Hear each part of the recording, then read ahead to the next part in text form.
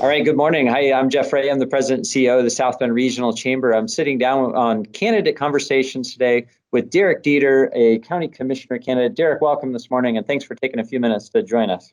Appreciate it. Thanks for having me on.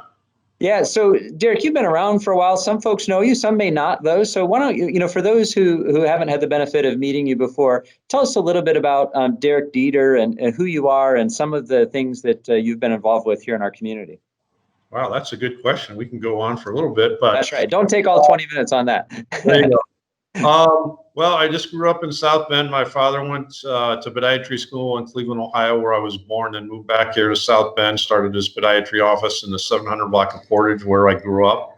Over my lifetime, I lived on 5 different houses on Portage: 1127, 1135, 1729, and where I'm at now, 1740 or 1829. Anyway, so I went to Holy Cross School, St. Joe High School, went to Holy Cross Junior College, graduated from IUSB at the time. The South Bend Police Department had a cadet program where they would pay for your college, and then you would work at the police department and then go to school, which was a good deal. So started on the police department in 75, worked there as a cadet and a sworn officer, and in 78, worked every aspect of the police department from different shifts: the detective bureau to undercover to motorcycle patrol to traffic.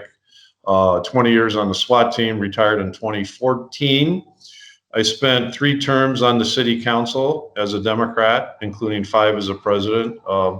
Had the fantastic time of marrying Susie Dieter. We have 5 children who are all very successful across the country. So I've decided to get back into the political ring after being out of it for 4 years, and I thought that was a very good time to look from the outside back in and all the improvements that when I'm elected I can make in government in St. Joe County. Great. Thanks, Derek, and thanks for your service to our community for so many years. First as a police officer, and then as an elected official. I know we're all grateful for you doing that. So you are now seeking the District 2 County Commissioner seat. So for those who are unfamiliar, do a couple things. One, help us understand where District 2 is, and then 2, help us understand a little bit about the County Commissioner position itself and your understanding of sort of the role and responsibilities there. Right. Yeah, the District 2 is basically everything west of the St. Joe River and then south of the river. So it encompasses where I'm at right now in Portage Avenue, basically goes all the way out to New Carlisle to the LaPorte County line, cuts down into North Liberty and Walkerton, back around to Lakeville, and then to Wyatt and Woodlawn, and then comes back into the city. So the Ireland, Miami area. So volume-wise, it's a huge landmass of people, but the interesting part, 65% of the vote comes from the city of South Bend. So that being said, a commissioner is basically one of the 3 mayors of county government, which is kind of odd, but it is what it is. But at the end of the day, you have a $160 million budget. You have 33 different departments, basically 1,200 employees. So it is a very, very big responsibility. And the other odd thing, it's a part-time job, which that's never made sense. So there's just a lot of things that I think that need to be improved in the county and talking to people.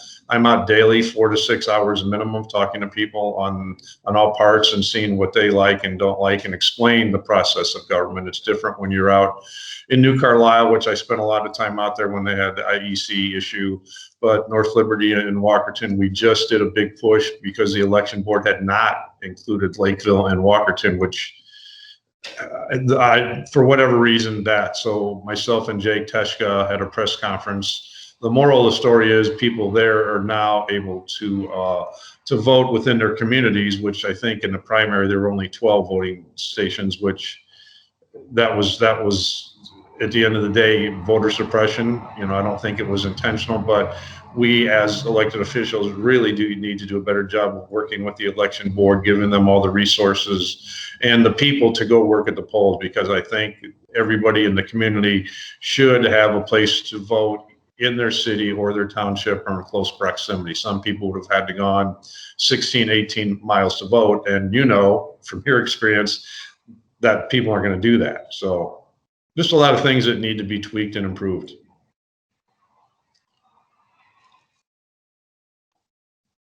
I've lost your volume. My fault there. Sorry about that. Just trying to help with the sound there. So thank you. So Derek, let's keep on the this idea that again, the mayor of the county, if you will, one of three sort of CEOs of county government. Talk about maybe the skills that you bring to the table that sort of align with the new position. What is it in your history that you think has best prepared you to step into that key executive leadership role? Well, you hit the word. It's leadership. It's being in tune with all the departments, all the employees, all the people in the community, being able to talk to people about what they want as opposed to what I want. Like I said, I spent 5 years as the city council president, so I'm familiar with the way things work in government, and more importantly, the way things don't work that need to be improved.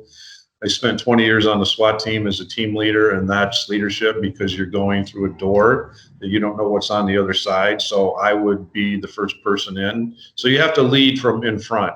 But again, communication is the entire thing you have to have with people to know what's going on. So you don't hear something or this was said, you are able to go to the meetings, which is one of the big issues that I've seen, that a lot of time, or most of the time, the commissioners they don't go to the county council meetings. I can't comprehend that. So again, you're not part of the meeting itself, but you should be there listening, finding out what's going on firsthand, instead of reading in the paper or an email, go out and talk. And I think that was the major issue with the IEC.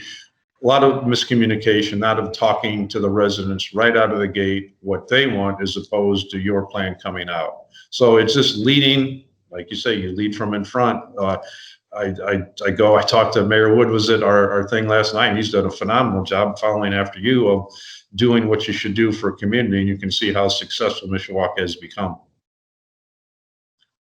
Great, thanks, Derek. So this election season is really giving you a chance to take a firsthand look at sort of the county, its operations and such. You obviously, because of your previous roles, have had a chance to keep a close eye on it too. So if you were talking to our voters and they were asking you about maybe the biggest challenges ahead that are facing the county, what pops into your mind first?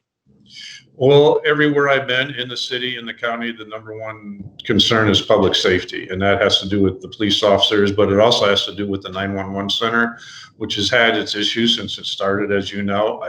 I know specifically there are several things that need to be done there, working with the people over there. Notre Dame has opted out of it from the county perspective. Walkerton has their own dispatch center. So there's already a small disconnect with that. But that's been the major issue so far. The LEAF program will always be an issue. It's been tweaked a little bit. Some people are going with the private vendor, which in my perspective, I think that's the way to go. A whole county-wide program. It's 85% of the leaves are up in the Granger, Harris Township area where I'm at. New Carlisle, Walkerton, North Liberty. In their cities, they have their own city pickup like they do in South Bend. But for the most part, there's not a lot of subdivisions out on the west side, and the people in the county, they're leaves. They can do what they want. So it's, again, just talking to people. People are concerned always about their assessments, which falls into county government. So find an equitable way that everybody is treated the same way. As you know, some of the townships have different tax rates, and that's, again, people really don't know that per se. So when I'm talking to people, I explain that, the way they do things in Madison or Union may be different than Clay or Harris.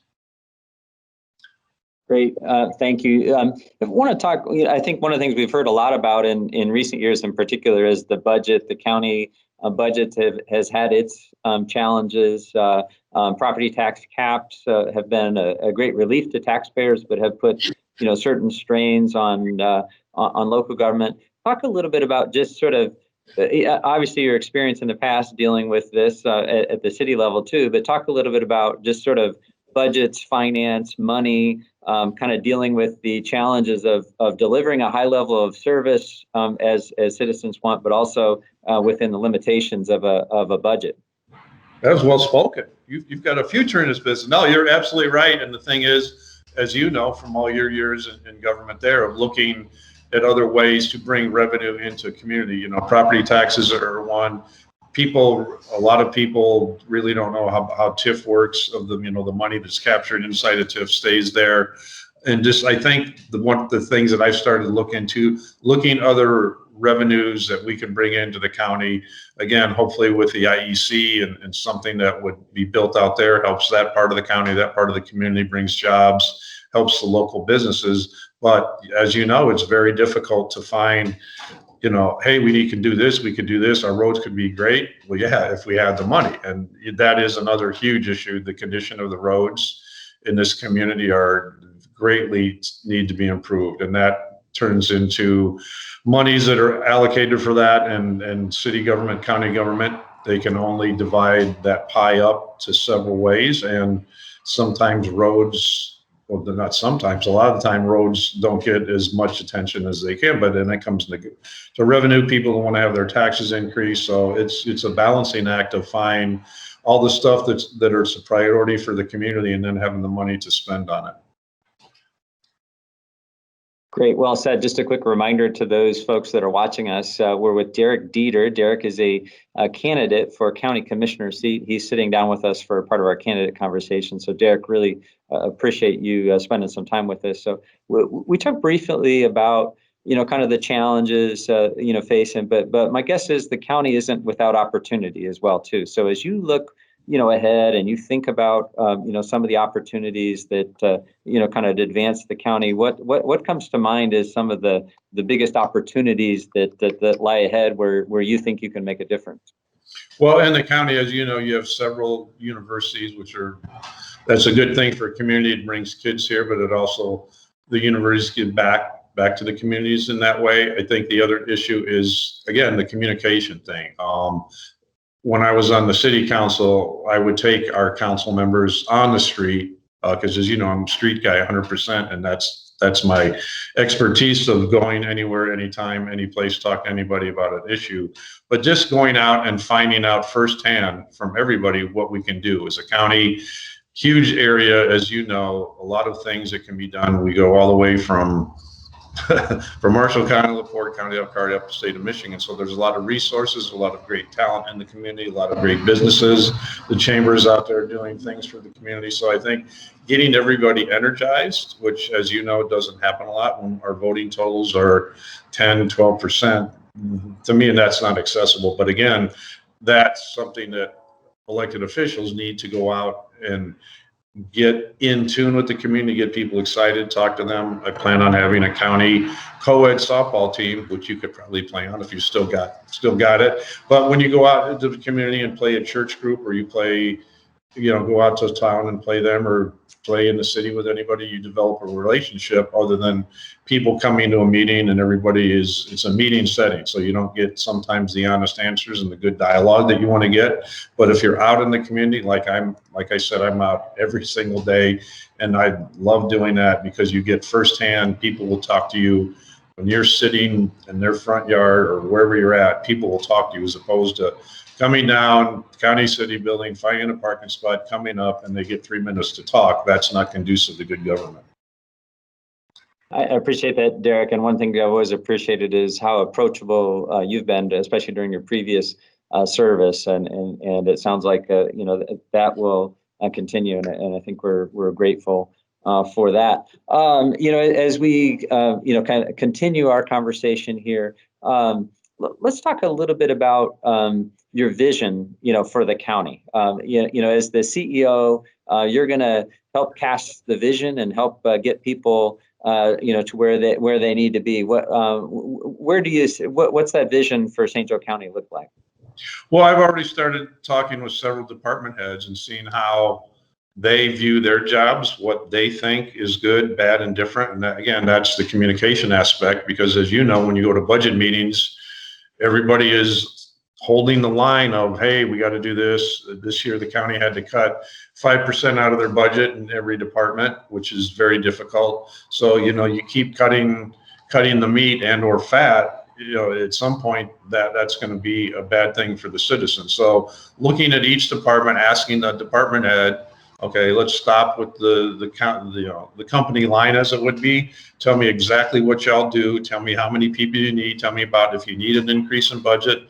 I would like to know why, and tell me the services that you're bringing to the taxpayers for your budget. And that doesn't happen. As you know, when you go to budget hearings, everybody's very stiff. They don't want to talk. They don't want to upset their department heads and so on. So it's kind of just an exercise and that can greatly be improved. And again, that's what I've already started to do with people. I see certain aspects of the government that we can improve. Unfortunately, the county is cutting their highway department and they're cutting their garages. So that service is going to go down, which isn't a good thing. We have to maintain the bridges in the county, and I think there's basically over 200, which is a lot. The state gives money for that. I see that they just allocated some money from the state COVID fund for the county to improve the jail, which is a good thing. Because again, that's the other thing. We have a county jail, which is a huge part of the county police budget and the taxpayers. So again, like all the things that you did, like you sit and you look at all the different departments. Like I said, there's 33, and you look at, okay, what can we do in each department to make things better for the community as a whole? Great. Thanks, Derek. Just a last couple of minutes here as we go, maybe a couple final questions. One, I'm just curious, as you've been out on the street, you mentioned, connecting with voters, knocking on people's front doors and stuff. So what's top of mind amongst voters? Is there something in particular that you're hearing kind of as a recurring theme from folks there that has caught your attention? Yeah, absolutely. Public safety, since I started this stuff back in 2002, has always been a major concern and always will be. And then currently, in no specific order, numbers 2 and 3, and they're interchangeable, is the social discourse across the country. People are livid about that, which is interesting. And the other part has to do with taxes and how money is flowed and all that. And then usually the condition of the roads, which is always there. So, and it's interesting, I've talked to, every time I go, I ask people questions, to find out, because I don't want to tell them, hey, Derek, I want to find out what they want, and we go from there. It's interesting that every single person I've talked to face, which is probably close to 1,500 or so, that they do not want to vote by mail. They don't trust the mail system, which I found that's interesting. Okay, so everybody's encouraging mail, but the citizens don't trust the process. A couple of years ago, the county lost a couple thousand ballots. That's not a good thing. So the integrity that should be in government, basically, from what I'm hearing, isn't there. So there's not a lot of trust in somebody mailing it. Now, before it gets here, it has to go to Fort Wayne. So people are worried about that. So it's just like, as you know, every time I go out, there'll be something like, oh, that's interesting. Like, I didn't know that, as the saying goes. So it's just, again, getting everybody's input of listening to them rather than me telling them about stuff. Great. Got 1 minute left, Derek. Actually, elections are about differentiating yourselves from other candidates. You've got 1 minute to sort of, again, how do you differentiate yourself from your opponent in this election? They're very simplistic. It's leadership. It's my energy. It's being able to go, like I said earlier, go to any part of the community. I've known this area my entire life. I've driven hundreds, if not hundreds of thousands of miles in there. If you tell me a street intersection, I can tell you where it's at, what it's about, where it is. And being able to go out there, on my phone, I have a 12-hour guarantee. If you call me, text me, email me within 12 hours, and it's probably going to be way less than that, I will call you back. And that's the accessibility and the honesty of the people who've known me out here since 1975 is a huge issue. My opponent isn't a local person, didn't go to the schools here. And that is the big issue from my perspective. People know who I am. In stores, wherever I'm at, people will yell Dieter. Just the track record I've had in the community of being honest, accessible, and a good leader for the community that's what separates us. Great, thanks, Derek. So as if folks are looking for more information about your candidacy, what's the best way for them to? Where should I send them to? You can send them to votedieter.com, and we're also on Facebook at Vote Derek Dieter.